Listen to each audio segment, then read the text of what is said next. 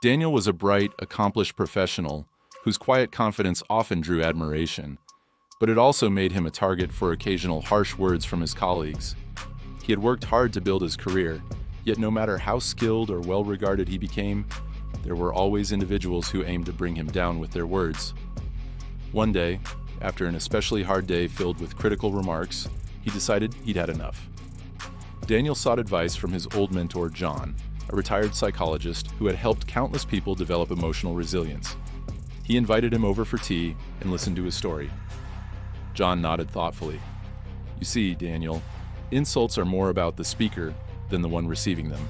People throw insults when they feel small and want to feel bigger. The power of an insult only lasts as long as you give it energy." He then shared some techniques, each backed by psychology, that would become his shield in these battles. John said, "Instead of letting an insult stick to you, try seeing it as a reflection of their insecurities. Remember, people project their fears and weaknesses onto others. Let's say someone calls you arrogant. What they might actually feel is threatened by your confidence. Flip the script in your mind and let this remind you of your strength." Over the next few weeks, Daniel practiced reframing. When someone threw a hurtful comment at him, he'd pause and imagine it as a postcard showing their emotional baggage, not as reality. To his surprise, the comments lost their sting. One day, a coworker, clearly envious of Daniel's recent promotion, said, "Not everyone deserves the title they get, you know." The jab was meant to unsettle him, but Daniel remembered John's next trick: staying calm. "An insult's power lies in its ability to unsettle you," John had said, "but by staying calm, you keep control. The one who reacts is the one who loses balance." Instead of reacting, Daniel took a deep breath, smiled, and replied, "Interesting perspective." The lack of reaction threw the insulter off, and the conversation awkwardly fizzled out. John had taught Daniel that detachment was an advanced skill, one that required practice but held immense power. "An insult can only hurt you if you let it stick," he had said. "Picture it as a leaf floating down a stream. Acknowledge it, observe it, and let it float away."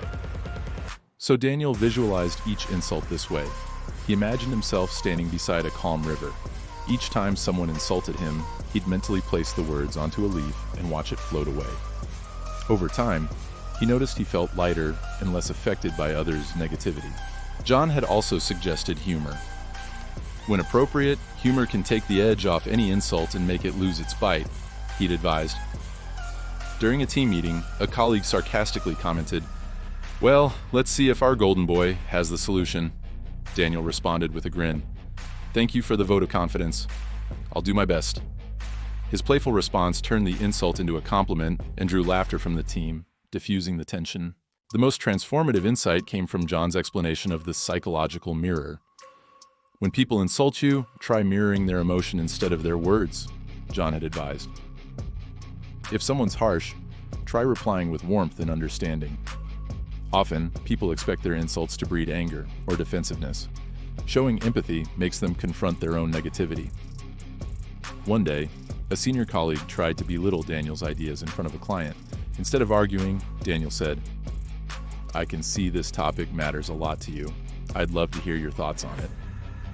The disarming response made his colleague's aggression look out of place, and they quickly softened their tone. Daniel found that treating hostility with empathy made it harder for others to continue their attacks. With each practice, Daniel noticed himself changing. Insults began to feel like echoes, easily fading.